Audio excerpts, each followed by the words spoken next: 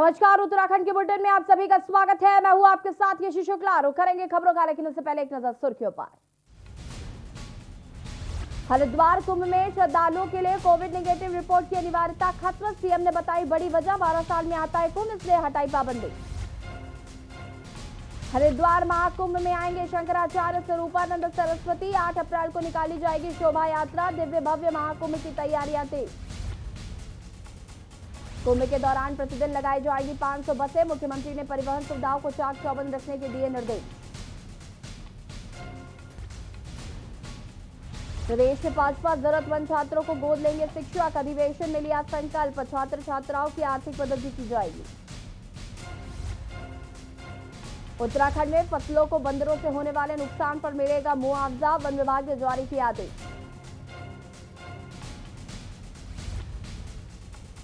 उत्तराखंड में बदला मौसम का मिजाज। आज आंशिक बादल छाए रहने के आसार, कहीं कहीं बहुत हल्की बारिश का पूर्वानुमान। आप देख रहे हैं के न्यूज, खबरों का सारथी। और बुलेटिन की शुरुआत करेंगे बड़ी खबर से। हरिद्वार से बड़ी खबर, जहां पर सीएम तीरथ सिंह रावत सिंह का बड़ा फैसला। बता दें कि महाकुंभ पर लगे प्रतिबंधों को हटाने का फरमान जो है वो जारी कर दिया है तीरथ सिंह रावत ने। आपको बता दें कि इससे पहले कोविड की नेगेटिव रिपोर्ट लाना अनिवार्य था, लेकिन महाकुंभ पर प्रतिबंधों को हटाने का फरमान सुना दिया है तीरथ सिंह रावत ने। संतों ने सीएम को बताया निर्भीक और श्रद्धावान। अखाड़ा परिषद के संतों ने जताया सीएम का आभार। सीएम ने कहा कि 12 साल में आता है कुंभ, इसलिए हटाई पाबंदी। महाकुंभ पर लगे प्रतिबंधों को हटाने का फरमान।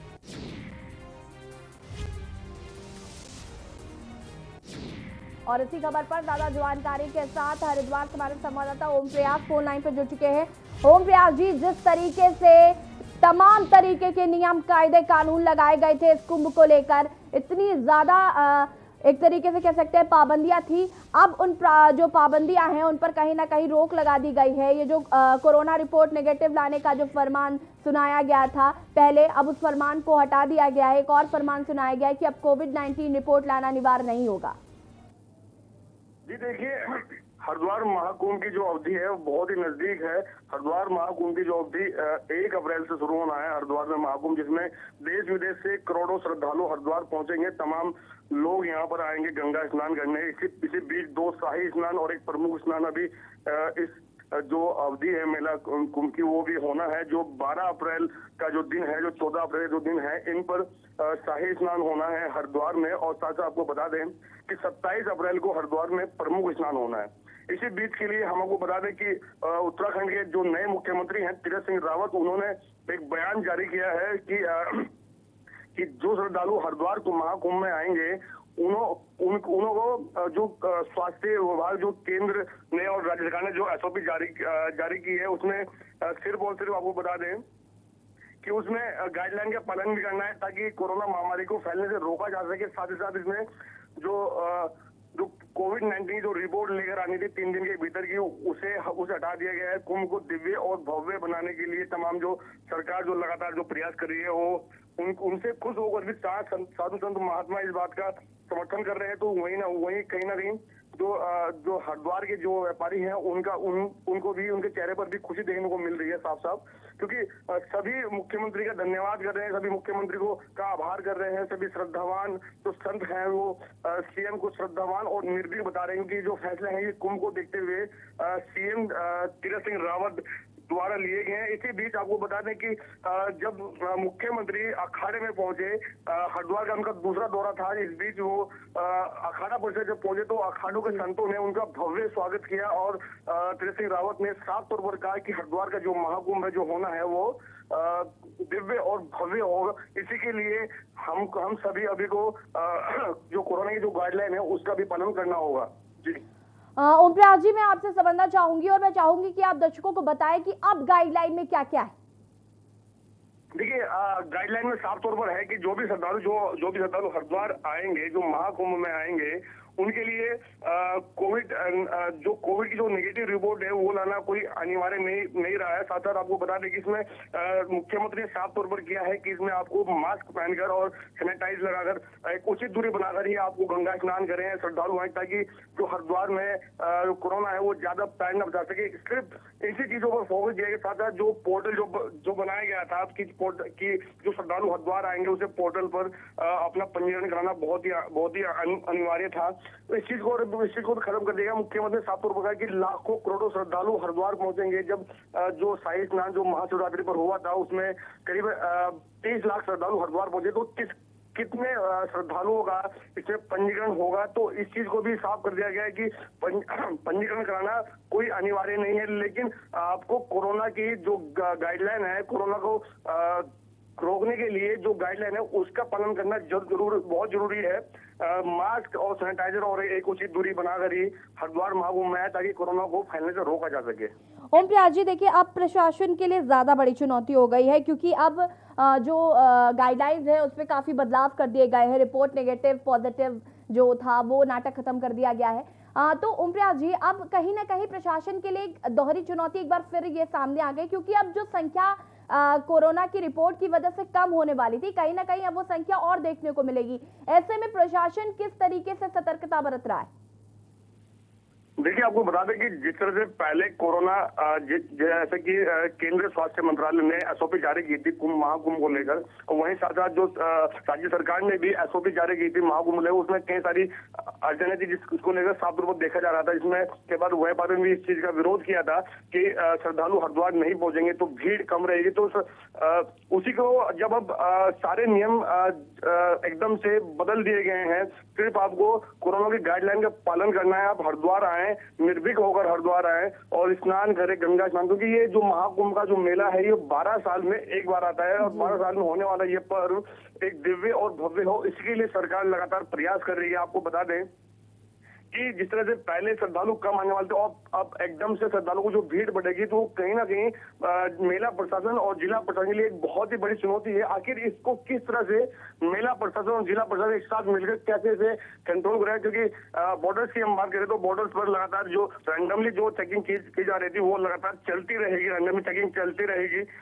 जिन लोगों को टेस्ट पॉजिटिव आएगी उन लोगों के लिए जो अस्पताल जो बनाए गए हैं कुंभ मेला क्षेत्र में, वो वहां पर एडमिट रहेंगे। साथ साथ आपको बता दें, इस तरह से ये भीड़ बढ़ने वाले, तो ये कहीं ना कहीं देखने वाली बात ये है कि मेला प्रशासन के लिए बहुत बड़ी चुनौती रहेगी। जी बिल्कुल ओम प्रकाश जी, आपसे जानना चाहेंगे कि हम लगातार अस्पतालों की भी बात कर रहे थे कि अस्पताल होना बहुत ज़रूरी है। अब ज़्यादा ज़रूरी इसलिए है क्योंकि रिपोर्ट का कोई झंझट नहीं है, अब लोग जैसे मर्जी आए वैसे आ सकते हैं।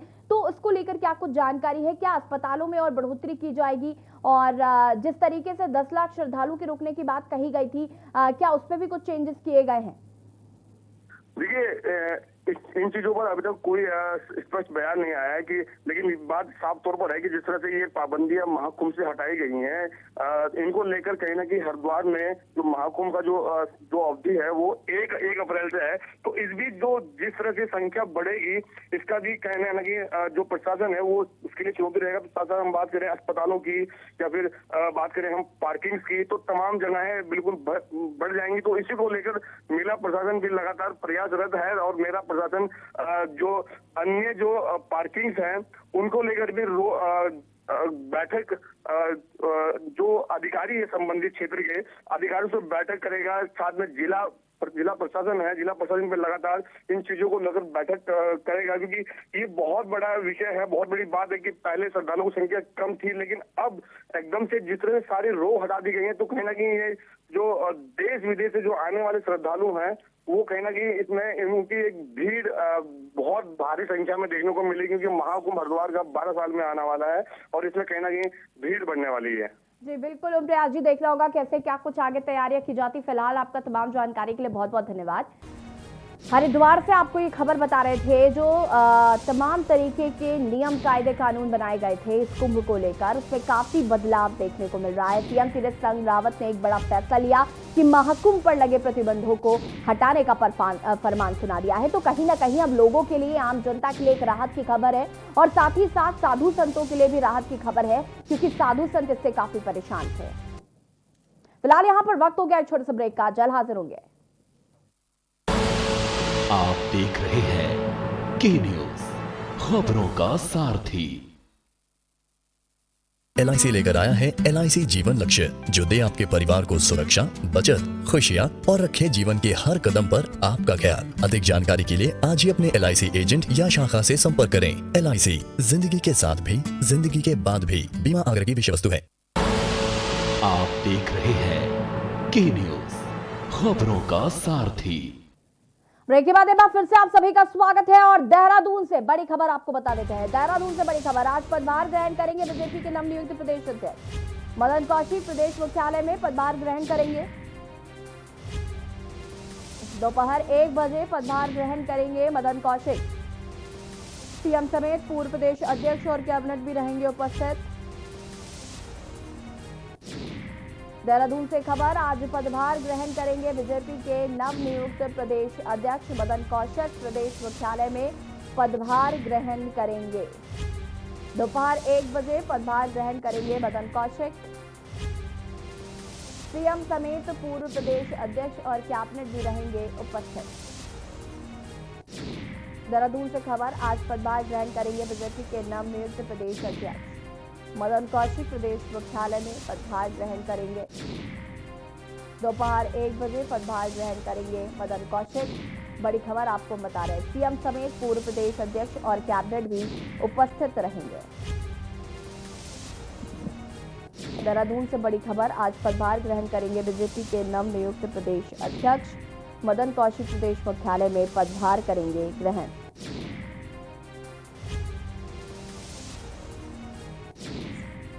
और इसी खबर पर ज्यादा जानकारी के साथ देहरादून से हमारे संवाददाता अशोक कुमार फोन लाइन पर जुड़ चुके हैं। अशोक, आज पदभार ग्रहण करेंगे बीजेपी के नवनियुक्त प्रदेश अध्यक्ष, इसको लेकर क्या कुछ जानकारी है? कौन कौन लोग शामिल होंगे? बिल्कुल प्रियंका, आपको बता दूं, आज जो हाल ही में जो नवनियुक्त प्रदेश अध्यक्ष मदन कौशिक है, वो आज पदभार ग्रहण करने वाले हैं। और इस दौरान जो हाल ही में जो राज्य की कमान संभाले सूबे के मुखिया सीएम तीरथ सिंह रावत इस दौरान मौजूद होंगे, और पूर्व प्रदेश अध्यक्ष और यानी कि जिनको अभी हाल ही में कैबिनेट मंत्री बनाया गया है बंशीधर भगत भी इस दौरान मौजूद होंगे। तो कह सकते हैं कि जो इस बार जिस तरह से इस बार ये जो बड़ा बदलाव किया गया है, यहाँ पर सबसे बड़ी जो चीज है, यहाँ पर कह सकते हैं कि जिस तरह से पूर्व प्रदेश अध्यक्ष बंशीधर भगत को कैबिनेट मंत्री का दर्जा दिया गया है, और शासकीय प्रवक्ता रह चुके और संसदीय कार्य मंत्री रह चुके कौशिक को प्रदेश अध्यक्ष संगठन में जगह दी गई है। तो कह सकते हैं इस बार एक बड़ा बदलाव किया गया है।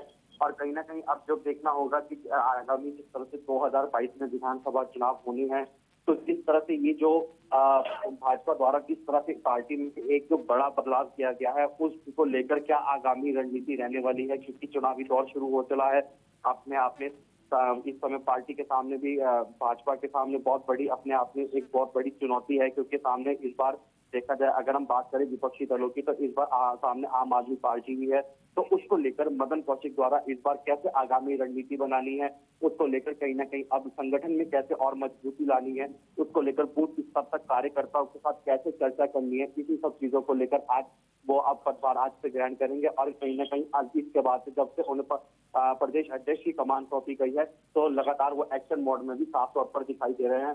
अब आगे की क्या मॉनिटरिंग होगी, उसके आज पदभार ग्रहण करने के बाद ही सामने आ पाएगी। जी प्रियंका। अशोक, आपसे जानना चाहेंगे कि जो मंत्रियों को विभाग भी वितरित होने थे, उसको लेकर क्या कुछ जानकारी?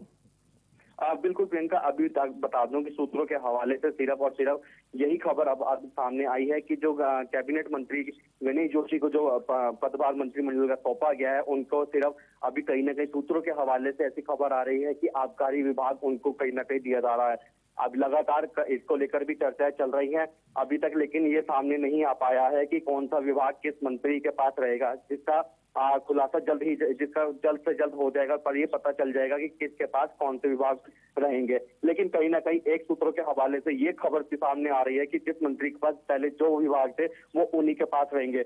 हाँ, लेकिन जिसमें कहीं ना कहीं जिन विभागों के चलते कहीं ना कहीं राज्य को भारी नुकसान उठाना पड़ा है, उसमें कहीं ना कहीं कैसे बातें सामने आ रही है कि कहीं ना कहीं फेरबदल किया जा सकता है। और रही अब आबकारी की बात करें, पूर्व मुख्यमंत्री त्रिवेंद्र सिंह रावत के पास ये आबकारी विभाग था, तो इस बार कहीं ना कहीं ये जो सूत्रों के हवाले से ऐसी बातें सामने आ रही हैं कि इस बार ये विभाग कैबिनेट मंत्री माफ कीजिएगा, गणेश जोशी को दिया जाएगा। तो ऐसी बातें अब तक सामने आ रही हैं, लेकिन ये कौन सा विभाग किस मंत्री के पास होगा ये तो बैठक के बाद ही पता चल पाएगा, क्योंकि ऐसी बातें भी सामने आ रही है। इसको लेकर भी एक बैठक होनी तय है।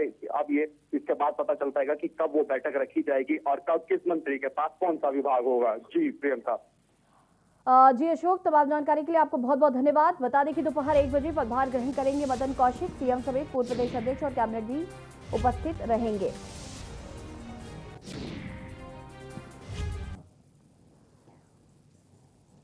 और यहां पर वक्त हो गया एक छोटे से ब्रेक का, जल्द हाजिर होंगे। आप देख रहे हैं के न्यूज, खबरों का सारथी। उत्तर प्रदेश में योगी सरकार अपने दावे और वादे पर खरी उतरी है। अपने दमदार काम से प्रदेश में विकास की गति देते हुए यूपी को संवार रही है। यूपी में जो 70 सालों से नहीं हुआ, उसे योगी सरकार ने 4 सालों में कर दिखाया है। राजकीय विद्यालयों में आधुनिक तकनीक के माध्यम से शिक्षा, प्रतियोगी छात्रों को कोचिंग की सुविधा के लिए मुख्यमंत्री अभ्युदय योजना। बीते 70 सालों में सबसे अधिक विकास योगी सरकार में हुआ है। आगामी 50 सालों के लिए हेल्थ इंफ्रास्ट्रक्चर का आधार तैयार किया। 15 लाख से अधिक लोगों का कोरोना वैक्सीनेशन। आयुष्मान योजना में 1.18 करोड़ परिवारों को 5 लाख का कवर दिया। 40 लाख से अधिक प्रधानमंत्री आवास की स्वीकृति और निर्माण। 4 सालों में 4 लाख से ज्यादा युवाओं को सरकारी नौकरी। गन्ना किसानों को 1.25 लाख करोड़ का रिकॉर्ड भुगतान। 341 किलोमीटर लंबे पूर्वांचल एक्सप्रेसवे का तेजी से निर्माण। 2 करोड़ 61 लाख शौचालयों का निर्माण कराया। योगी सरकार ने विकास की दृढ़ इच्छा शक्ति से अपने काम के दम पर यूपी की तस्वीर बदल कर रख दी है। काम दमदार, योगी सरकार। LIC लाया है जीवन लाभ, एक ऐसी एंडाउमेंट पॉलिसी जिसमें एक निश्चित अवधि के बाद आपको प्रीमियम नहीं भरना होगा, फिर भी फायदों का सिलसिला चलता रहेगा। LIC, जिंदगी के साथ भी, जिंदगी के बाद भी। आप देख रहे हैं के न्यूज, खबरों का सारथी। ब्रेक के बाद एक बार फिर से आप सभी का स्वागत है और बढ़ेंगे खबरों में। खबर देहरादून से है, जहां पर राजभवन में वसंतोत्सव का कार्यक्रम का पुरस्कार वितरण समारोह आयोजित किया गया। कार्यक्रम में सीएम, राज्यपाल बेबी रानी मौर्य और कैबिनेट मंत्री सुबोध उनियाल गामा मौजूद। बता दें कि राजभवन में 2003 से वसंतोत्सव का आयोजन किया जा रहा है।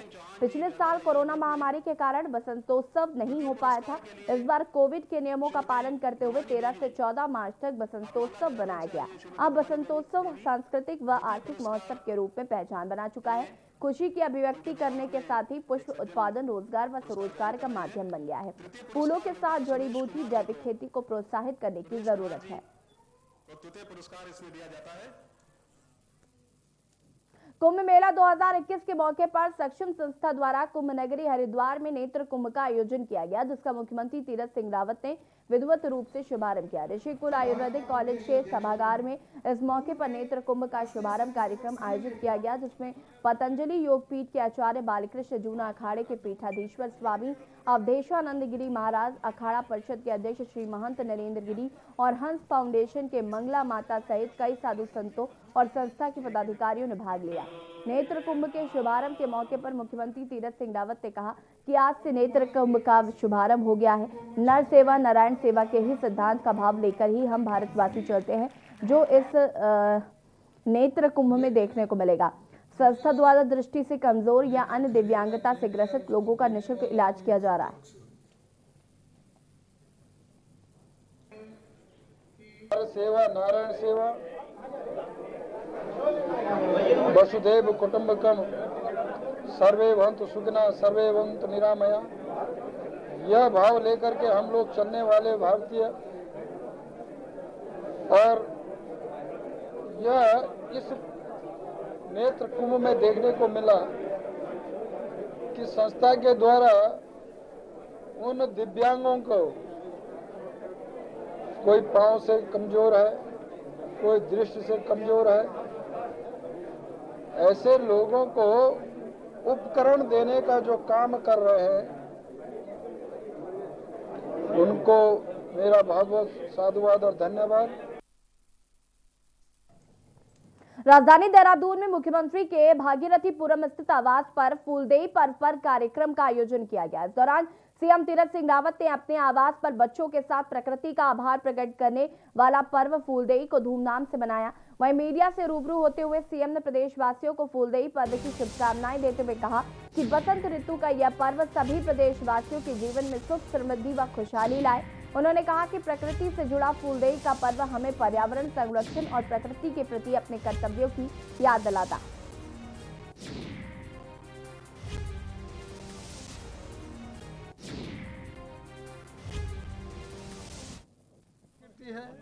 और ये उत्तराखंड की एक पहचान है। फूलदेई आज और बसंत ऋतु प्रारंभ होने जा रही है, और खेत और खलियान पीले नीले हरे, ऐसा एक नई बहार आ रही है।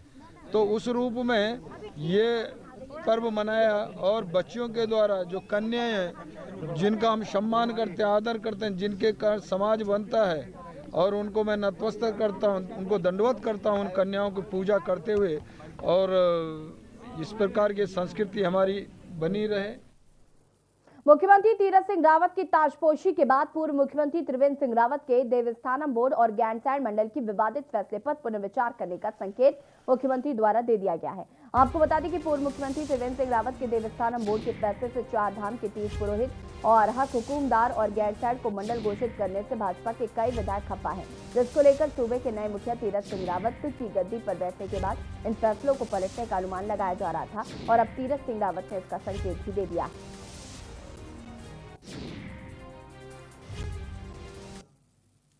भगवानपुर विधानसभा के सरचुंदी गांव में मरगूब उर्फ भूरा के आवास पर उस समय लोगों का जनसैलाब उमड़ पड़ा जब भूरा ने बसपा ज्वाइन की। बहुजन समाजवादी पार्टी के प्रदेश अध्यक्ष नरेश गौतम ने संबोधित करते हुए कांग्रेस भाजपा पर जमकर निशाना साधते हुए कहा कि कांग्रेस पार्टी दलित समाज और मुस्लिम समाज के 2 बैलों की जोड़ी समझकर उनका शोषण करती रही है, जिनमें सिर्फ चुनाव आने पर काम लिया और फिर उन्हें राम भरोसे छोड़ दिया। वहीं दलित समाज के लोगों को बाबा भीमराव अम्बेडकर की शपथ दिलाई गई, जिसमें बसपा सुप्रीमो बहन कुमारी मायावती को मजबूत करने की बात जमीनी स्तर पर कार्य करने को कहा गया। आज हमारे बहुत सारे साथी और बहुत सारे महिलाएं, हमारी बहनें बहुजन समाज पार्टी में शामिल हुई। ये तो आप देख रहे हो कि जिस तरह सैलाब निकलकर बहुजन समाज पार्टी के परचम को लहराने का काम कर रहा है। बहुजन समाज पार्टी के बैनर के नीचे आकर बहुजन समाज पार्टी की राष्ट्रीय अध्यक्षा माननीय बहन कुमारी मायावती जी की नीतियों से प्रभावित होकर बहुजन समाज पार्टी में आने का काम कर रहा है। तो आप खुद देख रहे हैं कि आने वाला 22 किसका है। आने वाला 22 बहुजन समाज पार्टी। भारतीय किसान यूनियन के राष्ट्रीय अध्यक्ष चौधरी नरेश टिकैत के साथ संयुक्त किसान मोर्चा कोर ग्रुप के सदस्य अभिमन्यु कोहार ने धोईवाला के राजीव नगर के दशहरा मेला मैदान में किसान महापंचायत को संबोधित किया। संयुक्त किसान मोर्चा भारत सरकार द्वारा बनाए गए 3 कृषि कानून का विरोध लंबे समय से संसद से रही है, और उत्तराखंड के किसान भी भारत सरकार से कृषि कानून को वापस लेने के लिए संयुक्त किसान मोर्चा के साथ है और महापंचायत में बढ़ चढ़कर भाग ले रहे हैं। सभी फोर्स डिप्लॉय कर दिया गया, और ट्रैफिक व्यवस्था के लिए बाहर राधा स्वामी सत्संग भवन के सामने खाली प्लॉट है, वहाँ पे पार्किंग रहेगी और वहीं से लोग पैदल आएंगे यहाँ के लिए। क्या अपील की जा रही है लोगों से, इनसे किसानों से शांतिपूर्वक अपनी पंचायत करें? शांतिपूर्वक अपनी बात रखें, उसके बाद अपना शांतिपूर्वक से जाएं। पंचायत होने जा रही है 3 कृषि कानूनों के वापसी करने के उपलक्ष्य में। इसमें लगभग जो हमारा आंकड़ा है वो कम से कम 10,000 से ज़्यादा संख्या जो है इसमें पहुंचेगी। पांवटा साहिब है, हरिद्वार है, सहारनपुर है, और जगह जगह से लाल डांग है, कटावड़ है। हमारे जितने भी वॉलंटियर हैं लगे हुए, जितने भी हमारे किसान भाई हैं, वो सभी जो है सभी गांव में जाकर के सभी को प्रेरित कर रहे हैं कि ये जो 3 कृषि कानून आए हैं इनके विरोध में। मुख्यमंत्री तीरथ सिंह रावत क्या कुछ कह रहे सुन लेते हैं। तो और साधु संत अखाड़ा इन सब की जो झांकियाँ हैं, ये सारा अभी शपथ लेने के बाद ही अगले दिन महा स्नान था और मैंने पहले ही उस दिन तत्काल शाम को बैठक ली और पहला मेरा ये था कि कुंभ ठीक होना चाहिए, भव्य दिव्य होना चाहिए। और जो कल आपका अखाड़ों की झांकियाँ निकल रही हैं उन पे पुष्प वर्षा होनी चाहिए। उसके लिए हेलीकॉप्टरों से हमने पुष्प वर्षा करवाई और जब तक जितने अखाड़े 5-7 आते रहे तब तक ये चलता रहा। मुझे भी सौभाग्य मिला पुष्प वर्षा करने का। तो पहली बात तो है कि उससे साधु संत समाज बड़ा खुश है।